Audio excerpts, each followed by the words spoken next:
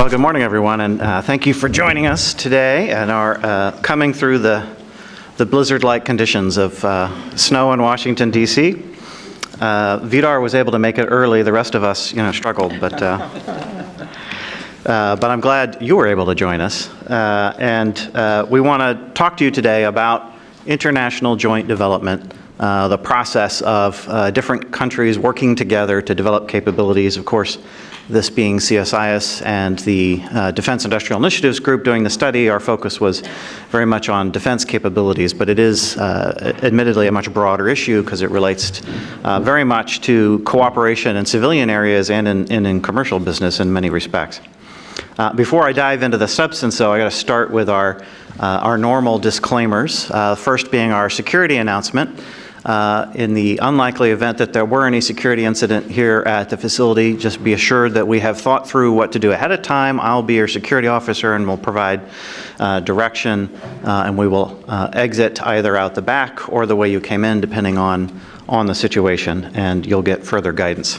But I think we're in for a peaceful and enjoyable event. Secondly, we want to recognize that the research, some of the research that will be discussed today was sponsored by a grant from the Naval Postgraduate School, who does a lot of work supporting research on acquisition issues, one of the main avenues and potentially the only avenue by which that research is carried out. So we want to acknowledge the fact that they sponsored the research that CSIS did that we're going to talk about today, but also our panelists are here bringing their own independent perspectives and expertise to the problem. So we want to give you a flavor of our work, but also some independent expertise and perspectives. I want to frame the issue a little bit, and then we'll hear from each of our panelists, and then we'll go into our famous discussion mode. So we did start off doing a project on the future of international joint development. And the way these things work, I think we put together the proposal for this project about 3 years ago. And we're now, of course, finally unveiling the results. And it turns out that the world has changed a little bit in those 3 years.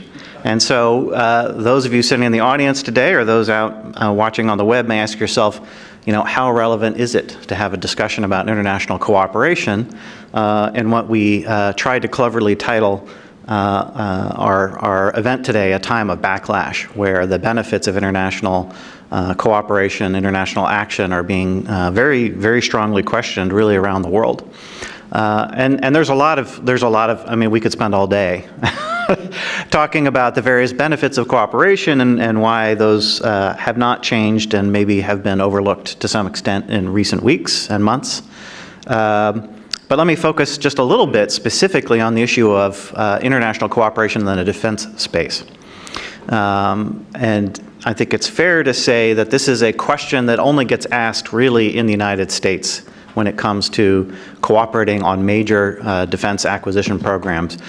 Because only in the United States, if you're building something of the complexity of an F-35, a major ship, other kinds of major weapon systems, only in the United States do you sit back and say, well, we can really just do this ourselves. We don't need anybody else. We'll just do it all on our own.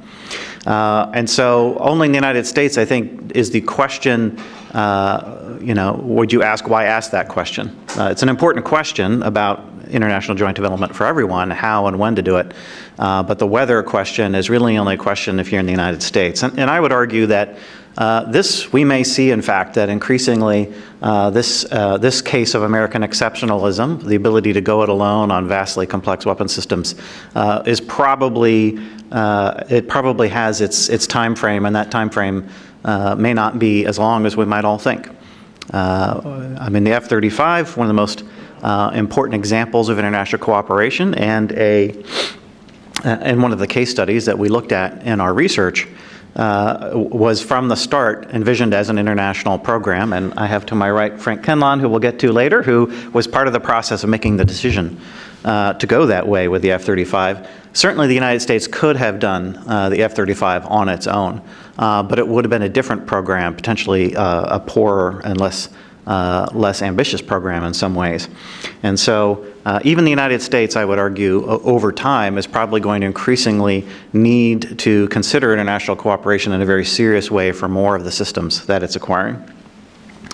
Let me talk just a little bit about the work that we did, because this is my opportunity to talk about it, and we do have a nice glossy published report, which hopefully you had a chance to pick up on your way in, and if not, on your way out. And for those watching on the web, you can also order that online or access it as a PDF. What we did is try to take an almost academic perspective of international joint development. Why do it, and what are the best practices for doing it? Because, as I mentioned, it's kind of a given that there is a tremendous amount of this happening around the world, and a fair amount happening even within the United States, where it is a choice. And we wanted to understand, given that it's hard to do international joint development, how do you do it right? One of our, not shocking, but baseline observations as we got into it is that defense acquisition is really hard, and doing it as an international cooperative project is even harder. So how do you, number one, understand what those challenges are, and number two, approach them to do effective partnership? We did, as I mentioned, look at case studies because there's not a giant body of data that aggregates international cooperation you can go crunch like we do in a lot of our studies where we look at contract data. So we decided to do a case study approach, and we looked at the NATO AGS program, the F-35 program, the lightweight 155 howitzer, which is known as the M777 in Marine speak, and by other nomenclature among some of the other folks who are buying it. The Standard Missile 3 Block 2A program, the MEADS program, and the A400 program. And one of our goals was to get a diversity of different kinds of systems, different partners, countries working together. We had one case, the A400, that did not have a U.S. element, at least not to date has a U.S. element, and did not in its development phase. And then we also wanted to include some ground systems, missile systems, as well as aircraft systems, aircraft being the area where I think you see a lot of these cases. If you maybe move to, maybe up 2 slides.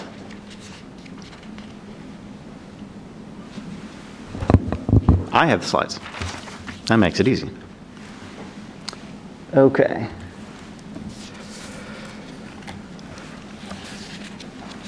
All right. So having talked a little bit about, why international joint development and the case studies that we looked at, I'm going to just give you a brief perspective on some of the best practices that we identified in our work, and then we'll turn to our panelists for their perspectives on the topic. As I mentioned, one of our starting out principles, and one of the things that was definitely affirmed as we did our interviews, was the idea that acquisition is hard, international joint development is harder. And so when we tried to disaggregate, we looked at 10 different characteristics of what makes international joint development more complex than just your run-of-the-mill acquisition program, which is already complex. And as we tried to look at, can these factors of complexity be mitigated? Is there a way to tackle them on the front end? One of the things that we saw quite a bit in the academic literature that's been written to date is this idea that if you really focus on the economics and ignore the political stuff and try to minimize the political elements of nations working together, that's where you're going to get your best outcomes. And our research came to the conclusion that while there may be some mathematical level at which that's true, in a larger sense it's not true, because effective international joint development programs have to give political and other social benefits in order to make it to the finish line. If you neglect those aspects of the cooperation, you're going to often wind up with programs that don't succeed and don't make it to the finish line. And so we felt like there was a tendency in the literature to devalue the political, social, military benefits of cooperation to the point that you sort of lose the thread of why you're doing what you're doing. And hopefully as we get into the discussion, we can have a little more flavor of why that's the case and how it manifests itself. The second thing we found is there are ways to reduce friction and to reduce complexity. You're never going to eliminate it. It's always going to be complex. It's always going to be more complex than one nation working on its own. Although we did hear some feedback from folks that said it may be easier for different countries to work together than it is for different U.S. military services to work together. And that's an element of complexity as well. But we did find that there were some successful techniques out there for reducing complexity, and particularly we discovered with the Standard Missile 3 Block 2A program that they were very successful in doing a sort of what we have chosen to call a compartmentalized approach, where an aspect of the design was almost entirely the responsibility of our Japanese partners. Other major aspects of the design were basically entirely the responsibility of the United States prime, in that case Raytheon. And so there was a lot less friction involved in trying to pass back technical data and things, because so much of it was done in a side-by-side fashion, didn't require daily passing back and forth of the full set of technical data. We also had a finding that having a strong lead country with a clear lead role also helps to drive for success. But on the other hand, if that lead country dominates the structure too much, you run into this downside that I talked about earlier of the other countries not getting enough out of it and not enough political, social benefit out of it to stay committed to the program and to stay into it to the end. So there's a fine balance that has to be struck there.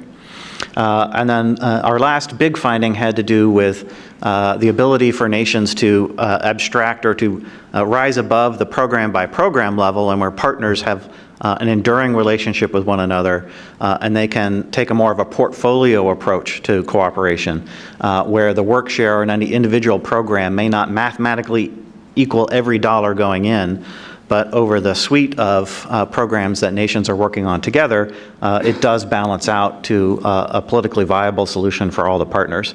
Now that's what you may notice is a lot of these best practices are somewhat limited in their nature.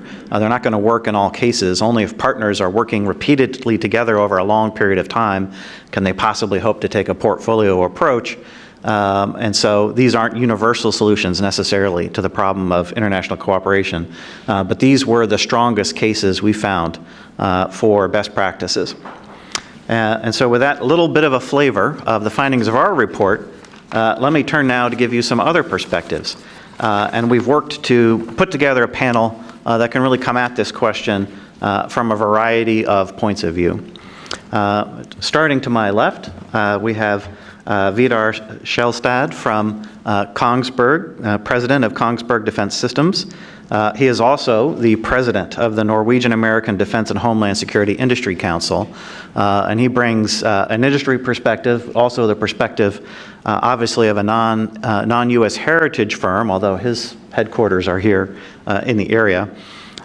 Which, it's very easy to take the U.S. industry perspective of this question. We wanted to make sure we had a perspective of some of our partner nation firms and how it looks from their perspective. I'm going to, Vidar, ask you to start, and I'll introduce the other panelists as I get to them. All right. So, first of all, I'm deeply honored to be invited to this panel here, because Kongsberg is such a small player in the defense domain. So we have a $2.5 billion corporation. It's ranked 71 only in the world. However, I would also argue that we use size to advantage. So small may also translate to agile, aggressive, and with a certain audacity. I used to be in air defense, so that's AAA. And so we are undeterred to face a tough competition. We're also a young company. Okay, granted, we've been in business for 203 years, but we have a relatively young and dynamic leadership and really world-class employees. And I think that's, it's the starting point if you're going to play here. Now, on to the overall question. And I have not even read the report there, so maybe I come with different experiences. But if I'm not mistaken, even as the DoD budget peaked in 2010, there were still like $3.8 billion in unfunded requirements. So even if this administration manages to increase military spending and even lift the Budget Control Act, there's only so much R&D money to go around at any given time. So thus I believe that international joint development is indeed a path, or at least one path, for cost avoidance in high-tech defense development. Now, maybe we haven't seen so much of that cost avoidance, but I have a few examples here. I think the question is more if we can afford not to expand on joint development. But this is first and foremost a political challenge. And with respect to the much criticized lack of burden sharing within the alliance, international joint development, as we see it, is to a large extent hampered by nationalistic and protectionistic sentiment that limits competition. I was raised on a fishing boat north of the Arctic Circle, so I have a pretty simplistic view of the world. I think that if you got to get something, you got to give. And just to state the obvious, if there is a will, there is always a way. But I will try to stay away from the political side of it and just reflect on the practical consequences of the policies that we have in place today and the experiences that we've had thus far. So Kongsberg have been involved in a number of multilateral projects within the NATO framework, so the Sea Sparrow program, AVAX, and the mentioned Alliance Ground Surveillance. We're also part of the NH-90 helicopter and of course the F-35. The conclusion is clear. The more stakeholders involved, the more complex the program, the requirements become, and the projects are drawn out, and they're painfully slow to complete. And one example here is the AGS program. 13 nations participate. And from we got involved in 1995, it took like 17 years of studies and back and forth until the contract was signed on the NATO summit in Chicago in 2012. So in this program, it's clear to us that the politics in place drives the overall architecture and maybe not so much the needs of the warfighter. Here we see that the scope for each company is carefully matched to the percentage that each nation chips in. And as one tried to get as much off-the-shelf components as possible to drive the cost down, there was not enough development to go around to share among all partners. Thus the IP and the IB industrial benefits portion of it became problematic. So maybe we in Kongsberg were lucky because we have indeed enjoyed a technology lift and expanded our expertise in this program. That must be said. And one may also argue that the fact that so many partners were involved, saved the program, on the political side, as you mentioned there, Andrew. I can vouch for that. Now, with reference to the NATO Sea Sparrow and AVAX, so granted complex and drawn out, they are indeed successful programs today, and they also expand our company's capabilities. But again, it takes a while. So today, when we see threats and technology changing fast, and cyber is one example here, unless we are able to accelerate and provide a faster response, we stand the risk to be outcompeted by near-peer adversaries. One way to accelerate is, in fact, as we see it, is in fact to limit the number of stakeholders in joint programs and trade that for speed. So one solution here could be then to define centers of excellence within the alliance where specified number of nations participate with the technology clusters, what they're good at, and join forces to solve specific challenges within their domain. And of course, this is easy for me to say as the Norwegian defense industrial base is really small, but also laser focused within niche areas. And you need to be really best in the world within those niche areas. That's the starting point for going out there. It is understandably harder to yield anything for countries with ambitions to maintain an indigenous industry capability in all domains. We see that.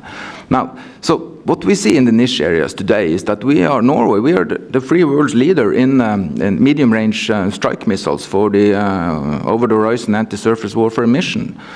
Now, okay, so if you have 10 years and $1 billion to invest anyone can reinvent the naval strike missile. That is not, we're not unique into that. Everyone can get access to technology. However, so now even the fact that we have the only operational 5th generation strike missile in the world, what we really offer in cooperation is a starting point for further development. So, because NSM was designed from scratch to adapt new technologies as they emerge. Now, we have teamed with Raytheon Missile Systems over in Arizona to ensure that we can continue to develop and to lead in this domain. And also, Australia has, in fact, signed up to be part of this on the sister missile, the Joint Strike Missile. Thus, we actually see a multinational center of excellence in the anti-surface warfare domain is already in the making. Okay, towards the end there, I will have to also mention we have had successful bilateral programs that are easier to manage and execute. And one example here is the NASAMS air defense system that Kongsberg developed in cooperation with Raytheon. Now, we believe in an evolutionary approach. And NASAMS, as with NSM, was designed from scratch to evolve. Thus, a system that was based upon initial requirements from the 80s has continuously evolved and boasts cutting-edge technology today. It's actually a classic example of David Ricardo's theory of comparative advantages. In NASAM, Kongsberg focused on the fire control domain only, while Raytheon focused on missiles and sensors. And at the time in the mid-90s, we were also competing and trying to cooperate with other companies, but those we talked to it was very hard for them to allow us to take any serious part of what they had. They wanted us as a subcontractor, while Raytheon, by comparison, offered up the command and control domain. So what we see now today is that our NASAM system is operational now in 7 countries around the world. Both companies has benefited, in fact, from this. And then finally, on the much debated F-35 program, an example there on benefits of partner drawing on its national expertise. Norway, as a part of the investments in the maritime domain and oil and gas, have a lot of knowledge in structural strength in metals and all of that. And one example here is our production of rudders. So with support from Lockheed here, we came up with a new manufacturing method that saved 1,500 pounds of titanium per jet. And this translates, and Lorraine Martin in Lockheed went public with this number, so I can refer to it. The total savings from the rudder component alone over the program comes down to $205 million, or the buying power of 2 additional jets. So it's at least one tangible example of that international joint development that works here in this case. So, thanks. Thanks, Fjord. And thank you for mentioning David Ricardo. So I should have done that in my opening, but you bailed me out. So I won't be kicked out of the Association of Part-Time Non-Practicing Economists. So. Next up, we have Christine Wormuth, who really needs no introduction, but she, to our great delight, has come back to CSIS after a stint back in government service, most recently as the Undersecretary of Defense for Policy. Depending on who you want to get into a fist fight with in the Pentagon, perhaps the 3rd most important position. I will be excommunicated by Ash Carter for saying that, but nonetheless, it is a very senior and powerful position, the Department of Defense. Well, we can certainly say that. And so she's really seen this issue of international cooperation, international joint development as a government-to-government exercise at the highest levels.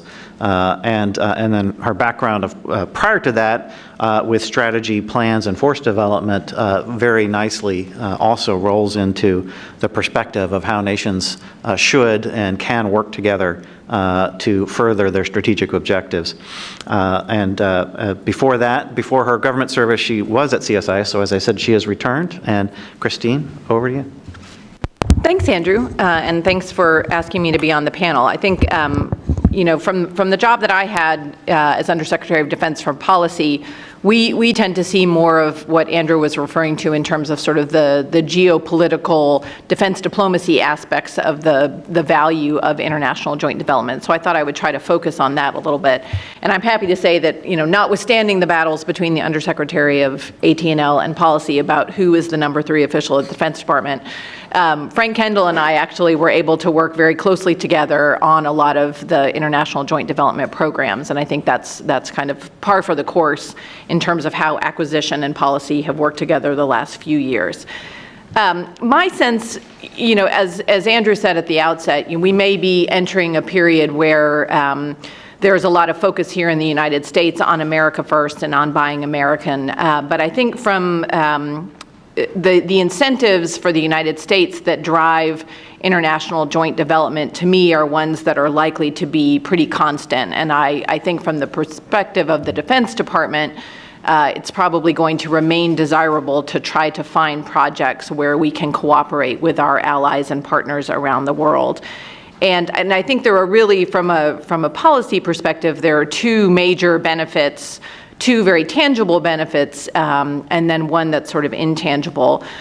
One of the big benefits, of course, of international joint development is the interoperability aspect, and the fact that obviously when we work with other countries to develop platforms like the F-35 or the SM-3 Block 2A, we are obviously going to be able to work on the same systems and operate the same systems as our allies and partners. And to the extent that we continue to operate more often than not in some sort of coalition format, having that interoperability, I think, is incredibly valuable. And certainly we will undoubtedly see that with the F-35. It's going to help us be more interoperable, not just with our European allies, but also with Israel and a couple of the countries in Asia. Again, the SM-3 2A is going to be a centerpiece of being able to interoperate more closely with Japan, which is something we have been working very diligently on. And I think the other big benefit that you'll see, which really doesn't necessarily always accrue to the United States, but it accrues to our allies and friends, and they're very interested in it, and I think it's a big part of why we see joint development, is the technology transfer, or the ability of countries through these kinds of programs to develop their own internal defense industries in ways that are appealing to them. And that in turn, I think, helps generate the opportunity for that intangible benefit that I saw quite a bit as Undersecretary, which is just being able to work very closely with our allies and partners on real-world projects, and in many cases that close cooperation at the defense industry level, at the government-to-government level, working through all of the issues of security and technology transfer, really tends to, again, I think, bring together the defense communities of interest amongst all of the partners in a way that tends to solidify the defense relationships that we have with those countries in ways that are very helpful. And I think, many, many times, one of the things I got to do as Undersecretary of Defense was have lots and lots of bilateral and multilateral meetings. And I would, with many countries, like the Brits, like the Pakistanis, like the Indians, the Chinese, we would, not that we're doing joint development with the Chinese at this point, but we would have major sort of annual policy talks. And one of the things that were always very big on the agenda with most of those countries was the technology transfer, was the joint development set of issues. And that, again, I think is a very important part of our relationship. And it tends to, with countries like the UK, for example, that just tends to kind of deepen the already very strong foundation we have with a country like the UK that's very close to us. But it also is a huge part of helping bring us closer to countries like Japan and South Korea in Asia. And this is obviously, I think, something that is very beneficial for the United States and helps us as we try to grow and deepen our relationships in Asia Pacific. So those, to me, are, I think, dynamics that are beneficial from international joint development that are going to, I think, stay somewhat constant. And certainly from a DoD perspective, I think you're going to see a continued interest, notwithstanding all of the very real complexities that come with these kinds of programs. And I think I also was able to see, as Undersecretary, a lot of those complexities up close, and I think the report does a very good job capturing them. And I think the report does a very good job of laying out very clearly that for countries who are interested in these kinds of projects, as they approach them, it's very important to, I think realistically about just how complicated these efforts are. And from my own experience working with countries, it was evident that sort of clear-eyed thinking at the outset hadn't always taken place. Just to give some examples of that, we, for the last couple of years, and this is something that Ash Carter, as Deputy Secretary, was very interested in, and he became even more interested in it as Secretary of Defense, is our relationship, our strategic relationship with India. We have been trying across the board to develop more of a strategic partnership with India for the last couple of years. And one of the major projects that we launched was something called the Defense Technology and Trade Initiative. And this was something that, again, the Indians, I think, came to the table with a deep interest in strengthening their own industrial base, with developing their own, higher tech sector. And they saw cooperating with us on projects as a way to do that.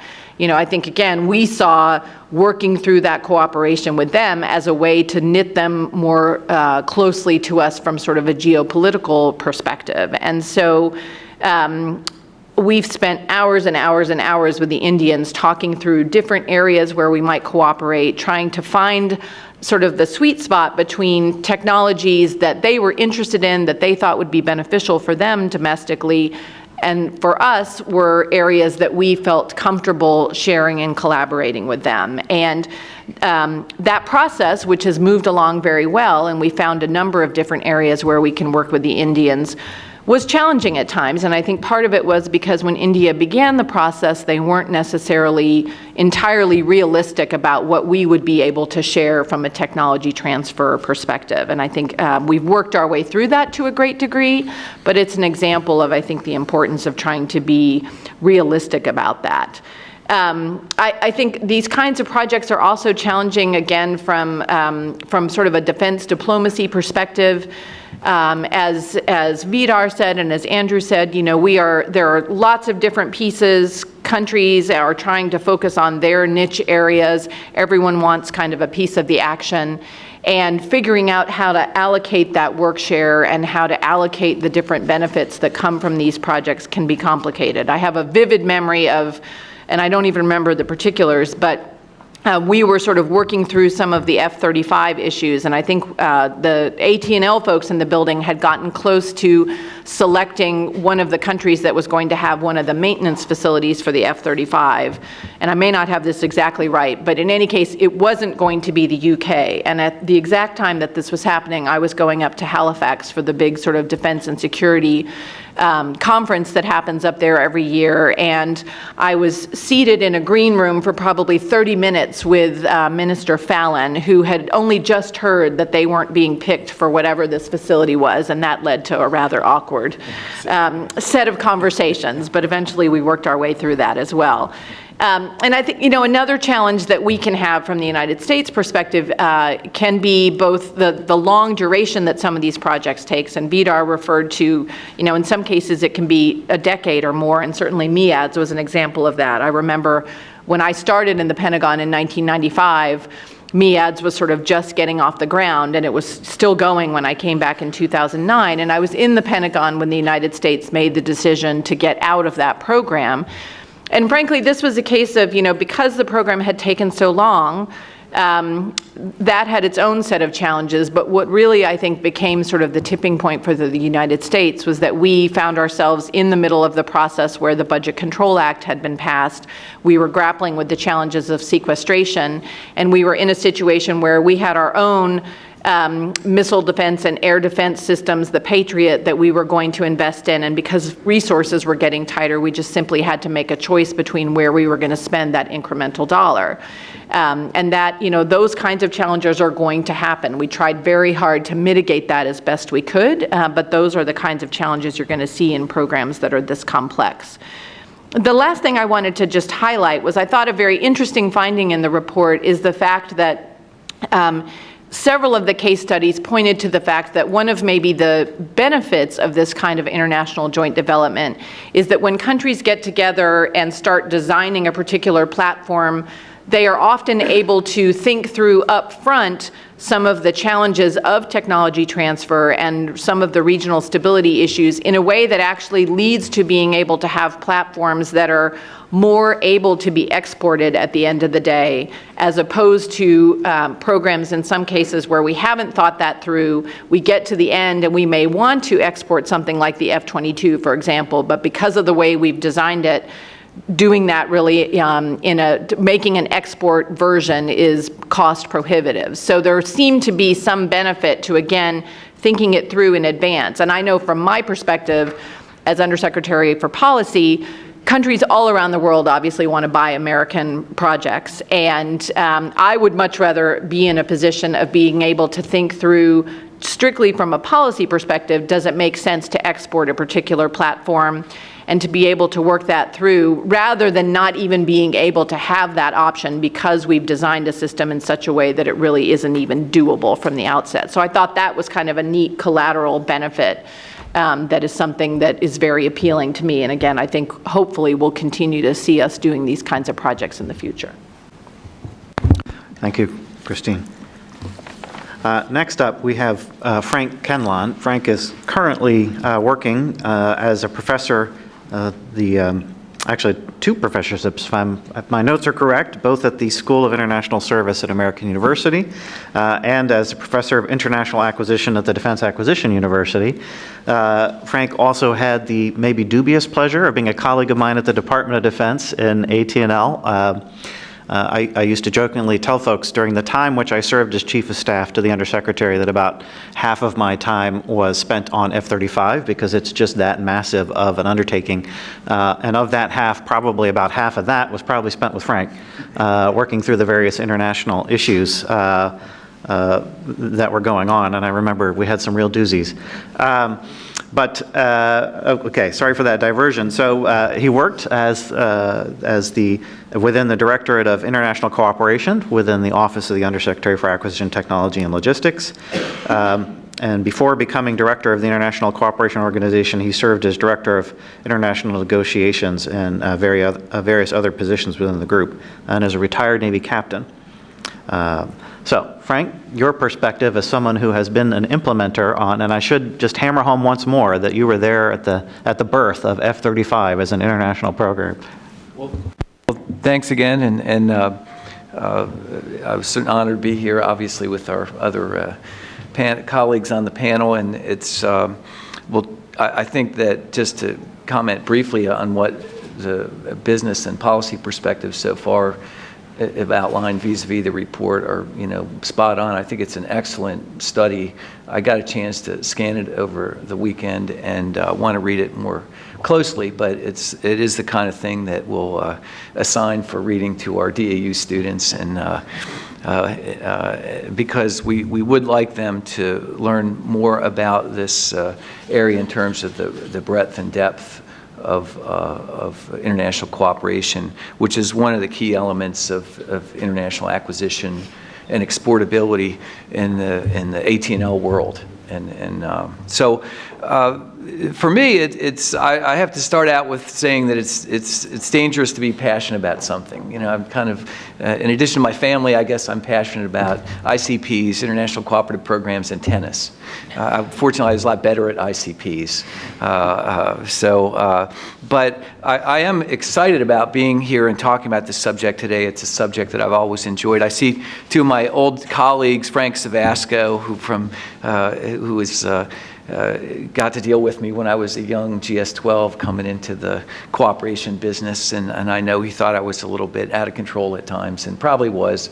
But then subsequent to that, my boss, Al Volkman, who brought me in and was my leader and mentor for so many years, managed to kind of focus some of that energy and on the productive things.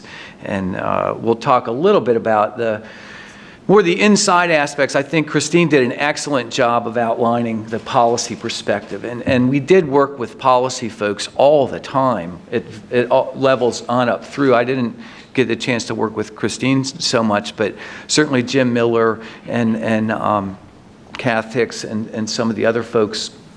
We were constantly working with them as part of the larger domain of the Defense Department to make sure that our international cooperative program work made sense, you know. And as Vidar mentioned, the other, he's just from one of the many companies that engage in, you know, cooperative program work. Certainly, I've had a good fortune to work with Konigsberg and many other companies and the way these programs are put together and implemented. So thanks for the invite. When I was considered trainable, I went to a management course once, and I'm a career civil servant, so I think by about the time I was at GS-13, they figured I was no longer trainable. But the one I was still trainable, they said, we're all victims of our experience. So my experience is from the inside, more the inside aspects of ICPs, as Andrew mentioned. I had the good fortune to play a significant role in 5 of the 6 that were studied, and in addition to JSF. And I think the study did a great job of capturing them. Now, one of the adages we used to hear in the Pentagon all the time is where you stand depends on where you sit. Right? And so I sat in the acquisition world, and there were sometimes frictions with business and policy, but in generally we were pulling together to try and get to a common result, particularly in the ICP area. I've always been an acquisition guy, but in addition to just the policy and the business aspects, clearly we dealt a lot with the media, right? So the media had a lot of insight and oversight, if you will, in the way that they do things in ICPs, and I thought they always had some valuable things to say, not just the U.S. media, but the worldwide media. If you follow this business on the internet or through the various publications, there's a lot of very insightful perspectives and commentaries that you see out there on how ICPs work. Because in general, people in international defense acquisition tend to focus on sales, whereas ICP, which is a buyer-seller relationship. The unique thing about ICPs is their partnerships. They're government-to-government partnerships that lead to industry partnerships that lead to some of the benefits that have been mentioned earlier. So that said, if war is the continuation of politics by other means, I went to the Naval War College, so they made sure we remember that. Then international defense acquisition, including ICPs, is the extension of policy by acquisition means, as it should be. And if we don't ground, one of the things I think it was emphasized in the study, and Christine has mentioned, is that if your ICP is not grounded in the political and operational realities of the partners, it's really not going to work.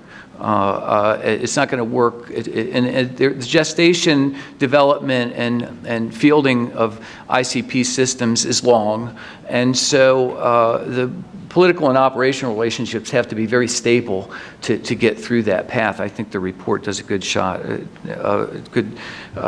work in terms of outlining that. I really like the 10 characteristics. I'm going to focus in on the one thing that I had some personal experience on that I found was critically important, which was you needed to have a strong ICP advocate for the ICP to come to fruition, to start, to be developed, and to be completed and fielded in the fleet, the operational forces. I found that we're going back into the depths of my 61-year-old memory. There are 3 levels of advocates I ran into over my career, which started in about 1981. The strategic level ICP advocates, I mean, one of them is the leader of CSIS, John Hamre, right? So I was GS 12 or 13 influenced by his guidance and direction, just like Paul Kaminsky, Jack Gansler, and a couple of other senior political leaders who were true believers in cooperation. And they promoted cooperation from the top down. You know, sometimes that worked, sometimes it didn't, but it was really nice to have a perspective like that from the top in terms of promoting cooperation. As Christine mentioned, I don't think we're going to have that here in the near future. You never know. But it doesn't seem like this particular group that is coming in is going to have that type of perspective. Yet many other undersecretaries, Ken Krieg, Mike Wynn, Deputy Secretary England, who were really more sales guys. Once Al Volkman kind of worked his magic and got them to think about the fact that the cooperation was another alternative besides sales that should be pursued in certain circumstances, as outlined in the report. They then became advocates, and very effective advocates. I think that's true of Ash Carter and Frank Kendall as well. I never felt they were, kind of cooperationists by nature, like the Hamre and Kaminsky and Gansler, but yet they did see the value in it, and they would promote it. I think your example of India and the programs there, I would have to say, we did a data review recently at DAU for our students, and there are about 3 or 4 India programs that are finally coming through the pipeline and getting signed, which kind of shows that gestation period that Christine mentioned. And it's tough with so-called non-traditional partners. ICPs are harder to put together than traditional partners. Now, the second level of component program advocacy would be kind of at the 2 to 3 star level or civilian equivalent in a DoD component. And there have been lots of great programs, the Sea Sparrow, Evolve Sea Sparrow, Aviate-B, Harrier 2 Plus, GMLRS, guided missile launch rocket system, and all the components. One of the blogs I wrote at DAU singled out the importance of a fellow named Lieutenant General Molnar, George Molnar, who was the 2-star and then 3-star AQ deputy, acquisition deputy in the Air Force, who was hugely instrumental in taking JSF from concept to reality. And then the third level, which most people that come to these meetings don't see, but perhaps some of the embassy people I've talked to, are the lower level S&T, science and technology demonstration programs, smaller projects that are part of larger programs or may end up in them. That type of cooperation goes on all the time. In addition to the 6 biggies that we mentioned here in this study, we looked at the data recently, the statistics from FY11 to FY16. There were 476 international cooperative programs put in place. This does not count JSF, which was booked earlier, with a net value of about $22 billion and about $5 billion in foreign contributions.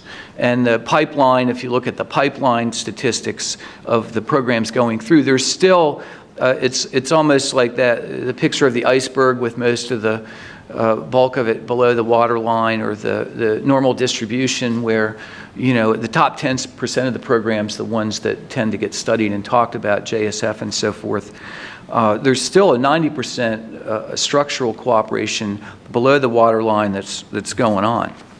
Now, along those lines, we'd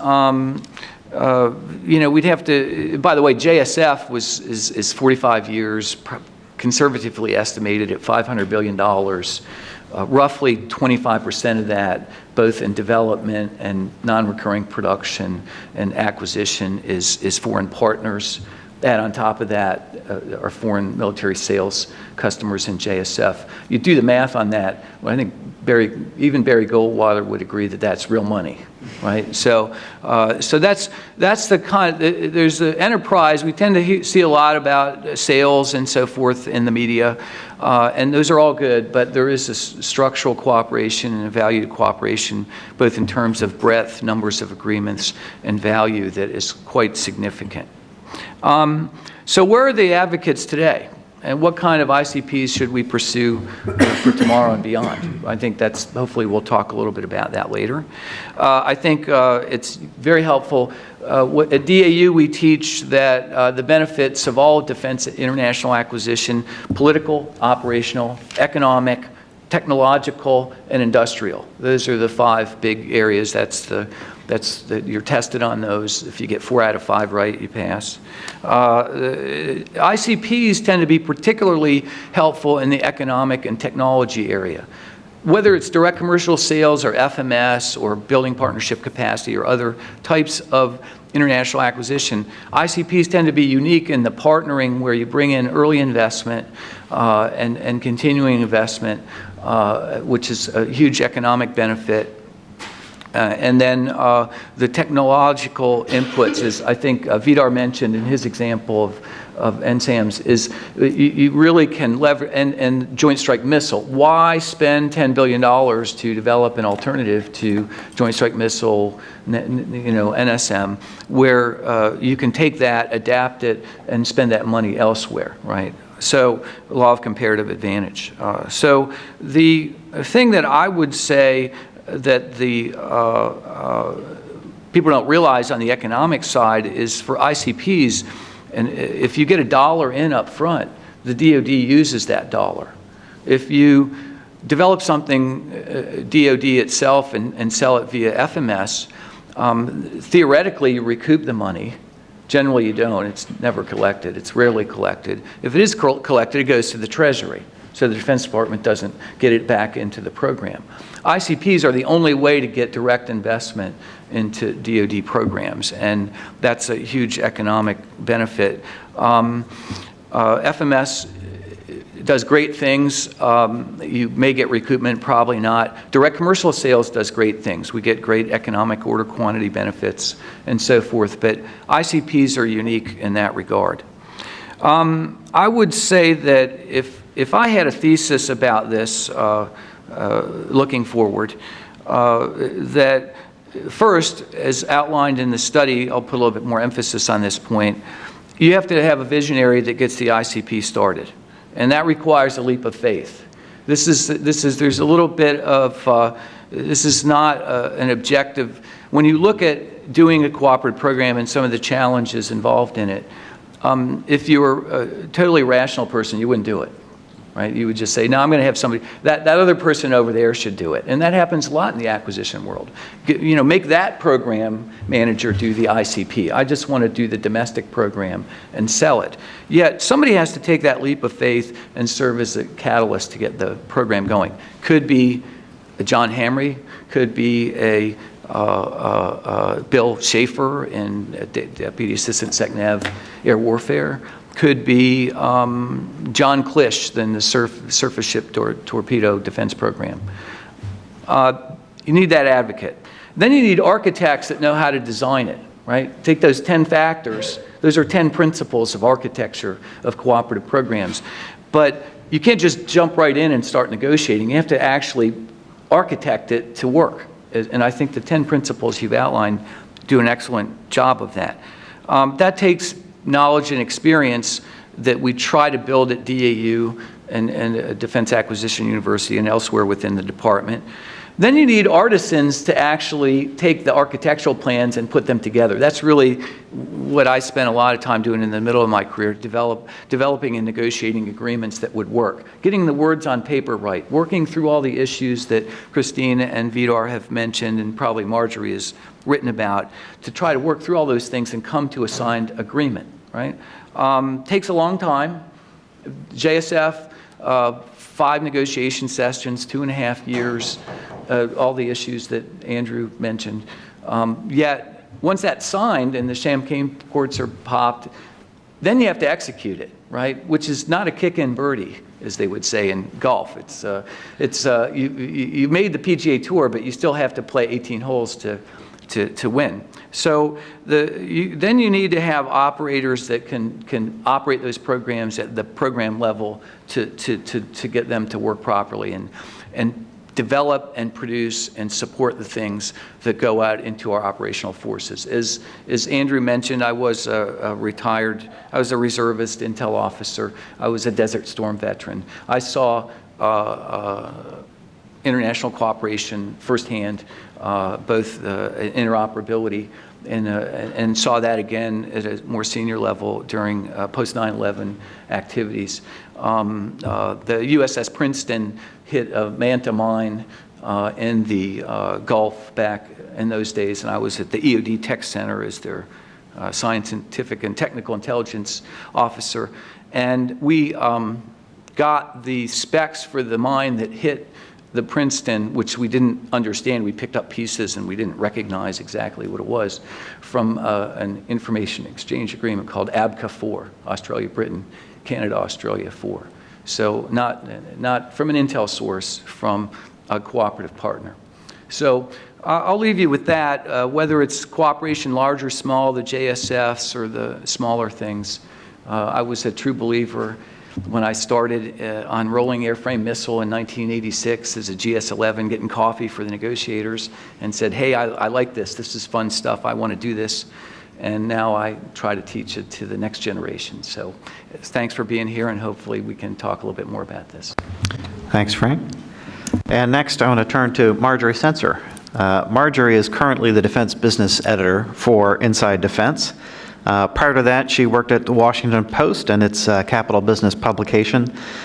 She's also worked at Politico and Inside the Army.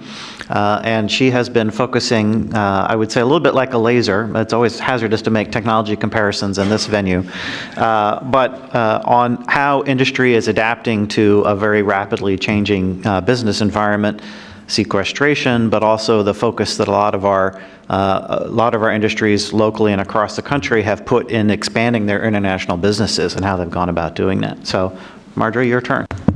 Thank you very much. Thanks for having me. Since I'm batting cleanup, I will make it short. I just want to kind of add on a few ideas to what has been said, and then hopefully we can get quickly to questions. I think we talked a lot about the policy sort of implications of international development, and as someone who covers the industry, I wanted to throw out a few thoughts of what industry can see as the advantages. I think there's a strategic approach sometimes to an international program, just like, you see defense contractors putting different locations in different states. Having buy-in from different countries can kind of help with the security of your program, can help with that, at least some cost and effort. If you can have many countries wanting to purchase or committed to purchasing your system. I also think for industry, there's an advantage that comes with getting entry into a particular country that maybe they don't have a relationship with. We hear over and over again that foreign military sales, it's key to have those relationships in country, and a large international program can kind of lay some groundwork in terms of relationships or facilities or technologies that can help in the future. Certainly we talked about interoperability and the advantages there. I think industry sees that also as a potential advantage. If a country is using systems they've designed, is comfortable with those systems, that can be an opening to additional opportunities.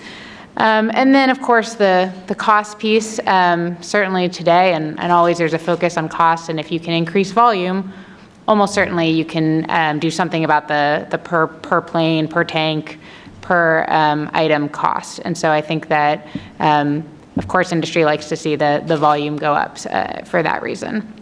But as the other panelists have said, of course, execution is harder. The one that I covered closely at my time at Inside the Army was the Joint Light Tactical Vehicle Program, which seemed like a natural fit for international purchases. I think Canada was interested, Great Britain, Israel, and I think Australia ended up being the only one to move forward, and eventually that did not come to fruition. So I saw kind of firsthand how that could not be as simple as it looked.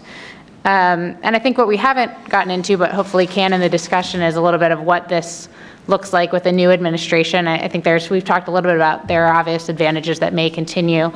I think the question is, this buy American, this hire American, how does that play out? Certainly, as Andrew mentioned, America or the U.S. tends to often have the lead on these programs like F-35, and that gives sort of an advantage to the buy American approach. But I don't know exactly how the new administration's policies play out there, if that suggests that we shouldn't be as focused on international programs or not. I think those are the questions that are raised. I think we've also seen in the early days of this administration a focus on price, certainly for the F-35.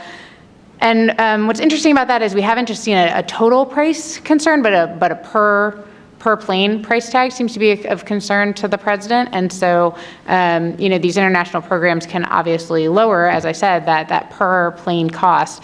And I don't know if that's something that is going to be important to him or not, but something to watch.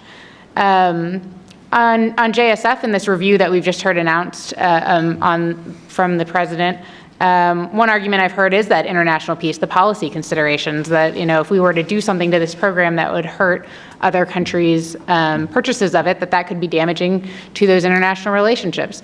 Does that matter to the new administration? We just don't know yet. And so I think that that's a question that's been raised, is how much do those policy considerations matter when we're looking at what appears to be a cost review of a program.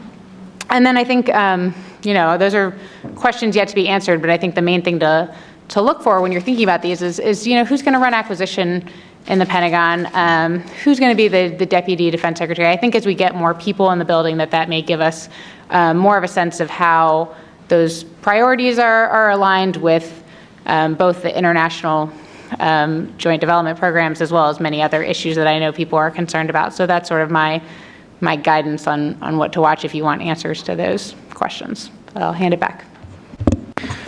Thank you, Marjorie. I want to start out I always like to organize my questions in certain kinds of themes. And the first theme I want to talk about is about the balance. So we have these competing priorities. Each nation brings a set of priorities, and they differ, and they're all trying to achieve something. One might say they're all trying to win.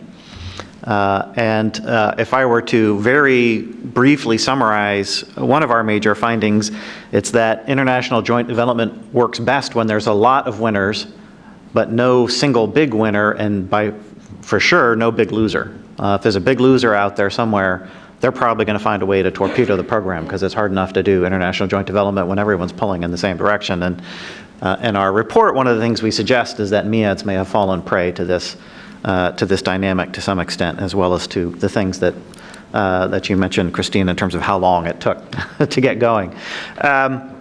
So we're in a time, and I don't mean to be too terribly provocative, but where we're hearing that we're going to win so much here in the United States that we're going to get tired of it. And so my question to the panel is, can we do international joint development with a mindset or with a framework that says, we're going to hit, every project's going to be a home run for the United States. We're going to get, all of our objectives met, and we're going to be completely satisfied with the whole thing. And kind of how everyone else does in the deal may or may not be top of our list of things that we're worried about. So who wants to take our crack? I'll dive in. It's funny. I was saying to someone on the phone this morning that I perhaps have not completely shed my persona and identity as a former senior Obama administration official. So, you can take what I'm going to say with that grain of salt, because I may not have reconciled myself fully to what may be coming. But again, I feel strongly that there are other, beyond the economic components of these kinds of projects, there are other benefits that are important and significant for the United States and that are enhancing for our security.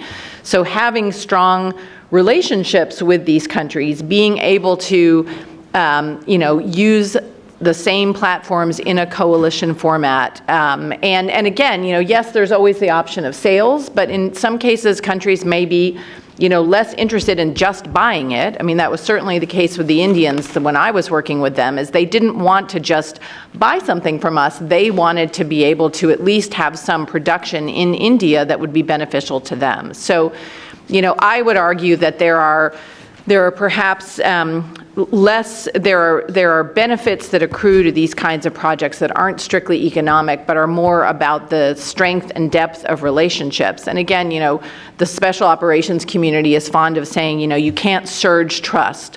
There are some things that you can't just snap your fingers and say, okay, country X and Y, now I need you to be with me on this project or this coalition or whatever. But if you have worked over time, over years, you have worked through these kinds of cooperative programs, you have that kind of strength and durability to your relationships. So, my hope is that as people are selected to come in to be the new Undersecretary for AT&L and for Policy and the Deputy Secretary of Defense, which is going to be an important position for many things, not just these kinds of things, that those people will be able to, explain and lay out these kind of the multi-dimensional aspects of these kinds of things that go beyond strictly just the cost piece, and that will, factor in appropriately into the debates about how the new administration approaches this kind of going forward. But again, I could be not fully reconciled to what's coming. Just to add on to that for 1 second, if we've seen with the torture debate, the president does seem to defer sometimes to officials who he thinks has more experience. So that may be a situation where as new appointees come in, they have a different view, and that does matter. Following on, if you look at the setting A400 aside, because if you look at the 5 programs that you studied, 3 of them were top-down driven, that had gestations back, and JSF was actually started by Deutsch and Hamre. I mean, that's the fruition of that came much later, but the vision for that program was set at that time frame. MEADS was, as I recollect, a Kaminsky, it's a Gansler program. The AGS, that was kind of the gift that kept on giving. I mean, they kicked around AGS, as you mentioned, for decades before we finally got traction and got it to work. M777 and SM3, though, were Navy programs, Department of the Navy. They were those 2-3-star programs. They were not top-down programs. So I would observe that, as you said, and Christine mentioned, the senior officials, the history of ICPs is what is the deputy secretary, what does the AT&L, and to some degree, what does the USDP think about them? Those 3 individuals have huge influence over this area.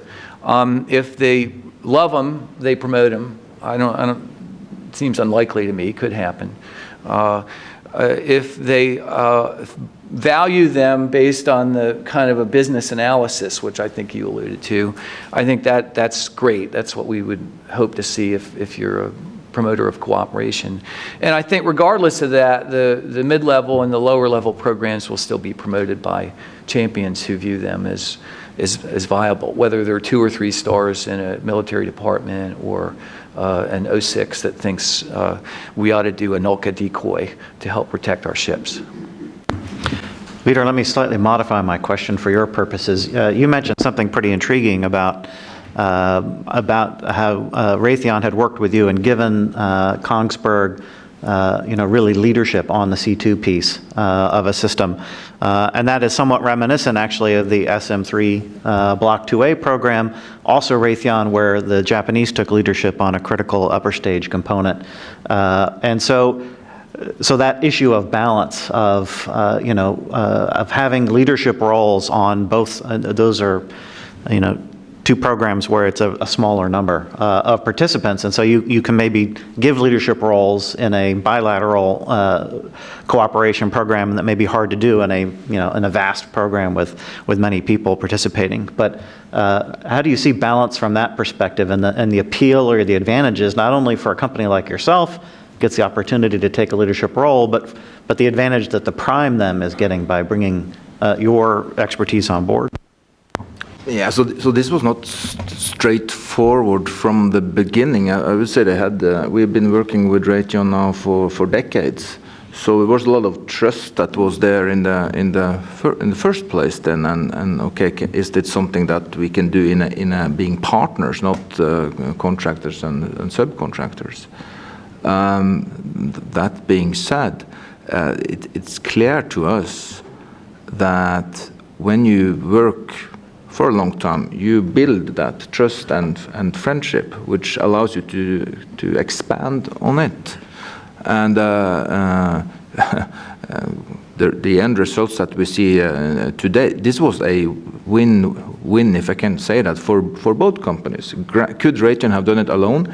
Yeah, but they would not have been successful in a number of international areas where we contributed a lot also on the political side.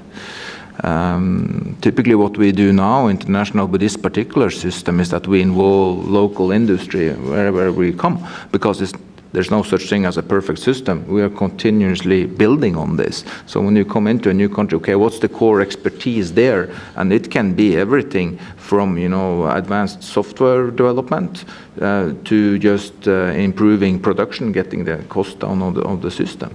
So we believe that in this case, there were only two parts. It was a US-Norwegian project that was started from the ground up, actually.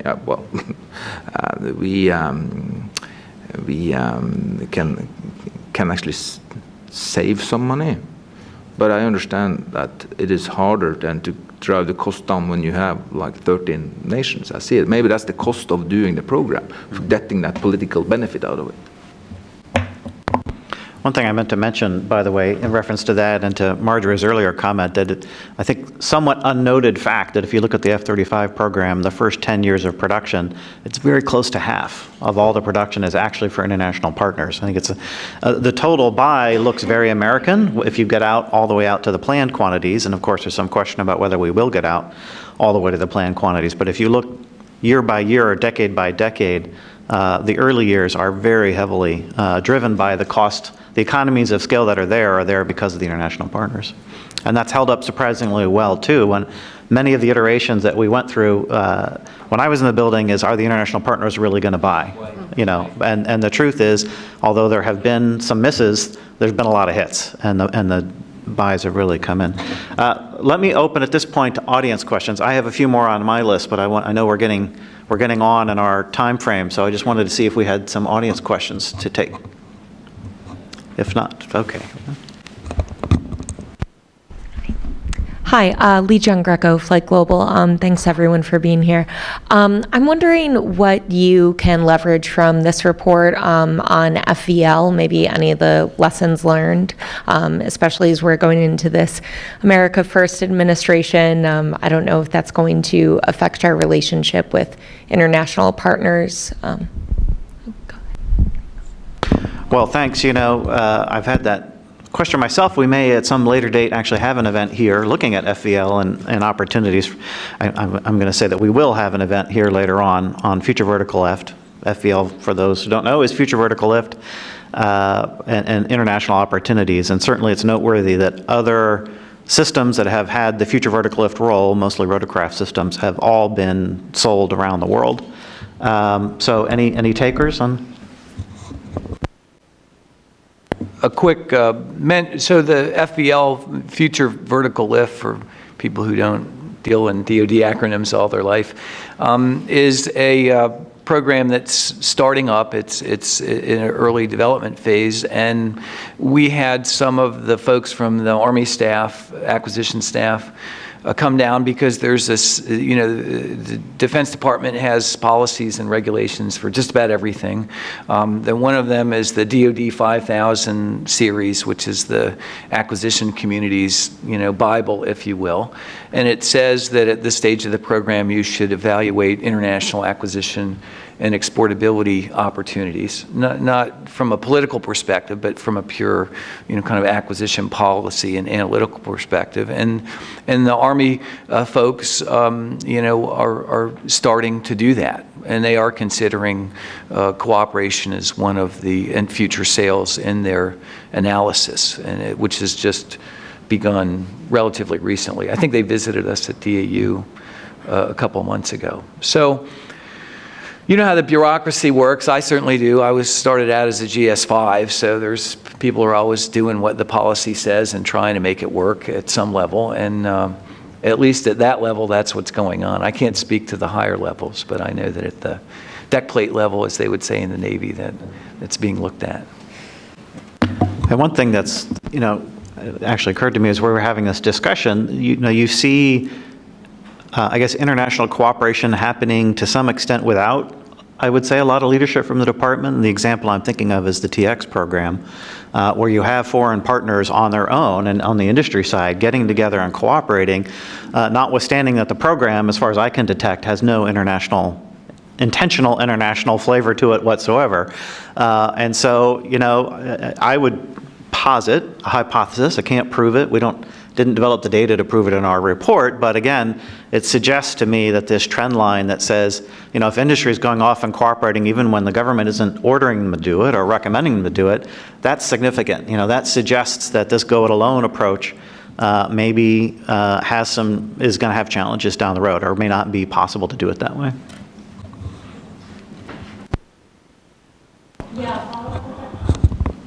Sorry, follow up if I can, because you mentioned TX. I don't know if right now that would be the best example, considering that Raytheon pulled out of their cooperation with Leonardo. And then, Mr. Cunlon, you also mentioned that the Army is just now looking at cooperating with international partners. My understanding is that Australia is already speaking with the U.S. Army on FVL right now. I don't know if there's Australian colleagues in here. Well, just very briefly, the process in the early stages is to do an analysis of alternatives. Some of you that follow acquisition know that that's a requirement. And then that leads to a milestone A decision to proceed with the development program.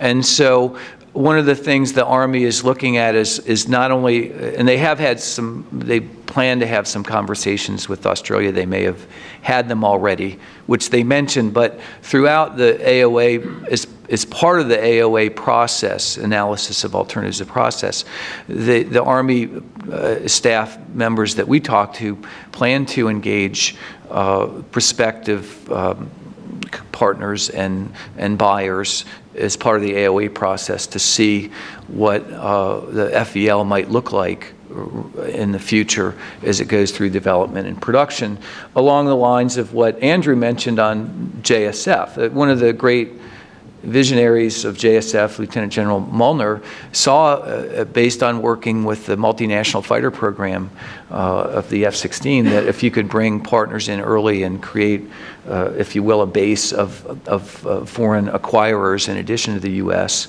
that would work to the U.S. advantage. And I think that Army folks that we talk to anyway, heard the international folks are looking at that aspect. Ultimately, that gets put forth to the Army Acquisition Executive and the USD AT&L to decide upon at the milestone decision. But the staff work has to be done. The analysis of alternatives should include that international aspect. And the way to do that is to engage prospective partners and customers to see what they think. And so I credit the Army for doing that. I would just say on TX, you still have Boeing and Saab very closely partnered, and Lockheed working with KAI in Korea. So granted, there are other competitors who don't have that same international flavor, but you still see quite a bit of partnering going on there with the remaining competitors. Do we have other audience questions over here? Just sorry. sitting here, I'm reminded of... Here, she's bringing the mic there. Deja vu all over again with the trainer. In the early 1990s was a JPATS program, which attracted about 7 foreign competitors. 7.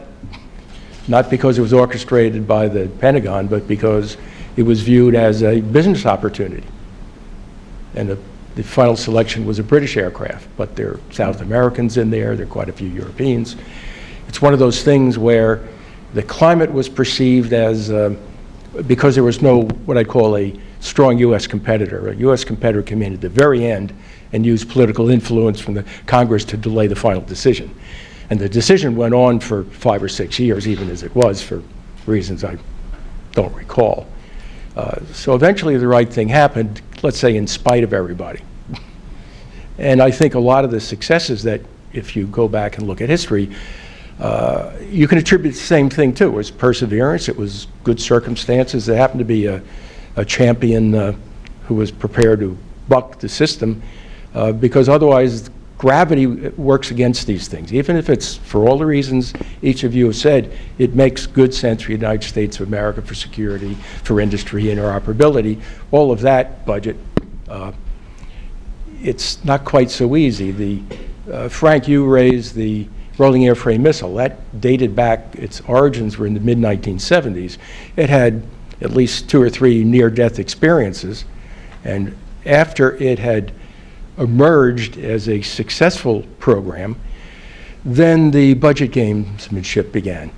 Once or twice a year, pretty much like clockwork, Navy would, in the dead of night, remove the money from the budget. Typically then, I would get wind of that through a mole that I had and go talk to a 3-star or the Navy acquisition executive. Problem went away. The idea was you take the money away, and there's sympathy for the program at the highest levels, and the Navy would get that money and others back.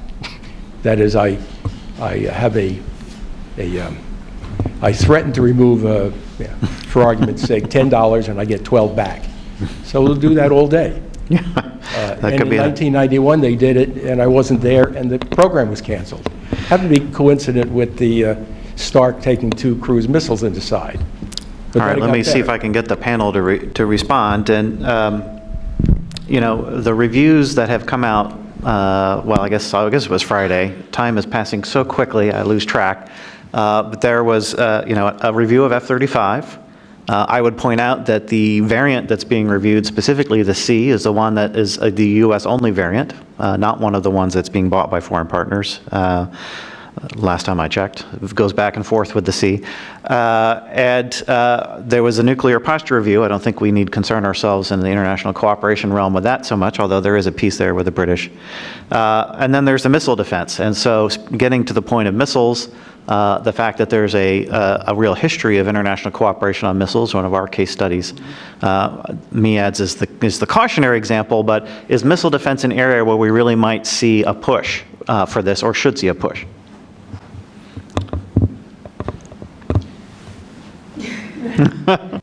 I mean, you know, it's possible. I think we're going to see greater emphasis and greater resources going to missile defense more likely than not in this administration. So that's a possibility. But again, I'm not sure I would necessarily bank on it becoming a huge focus of international cooperation.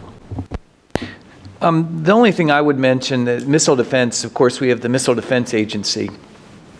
One of the lawyers there calls it the Federal Republic of MDA because they're so independent. But joking aside, they have a structural set of international cooperative program work going on and always have. The curious part is the Israeli aspect of that. I imagine you probably heard about that a few times when you were in OSD policy. And that does tend to drive some rather unique missile defense cooperation in that area. So I just thought I'd mention that. Other than that, I think it's, as you mentioned, just kind of one of the many things where cooperation may or may not occur. Well, and then the one other thing, and this is, I try and go for a twofer here, but one of other research that we've done here at CSIS, one of the things that we've discovered is that in many cases, defense agencies respond more quickly and more forcefully to guidance from OSD than the rest of the acquisition system. And so the MDA, as an example, they may be very independent, but they do report directly to the Undersecretary for Acquisition Technology and Logistics. And if there was a push from that direction, my guess is that they would respond fairly quickly to that. And as you mentioned, there is that rich history, particularly with Israel. Well, we've come to the end of our time, so I want to thank the audience for joining us. I do encourage you, if you didn't grab a report on the way in, to grab one on the way out or to download it. And please join me in thanking the panel for a great discussion.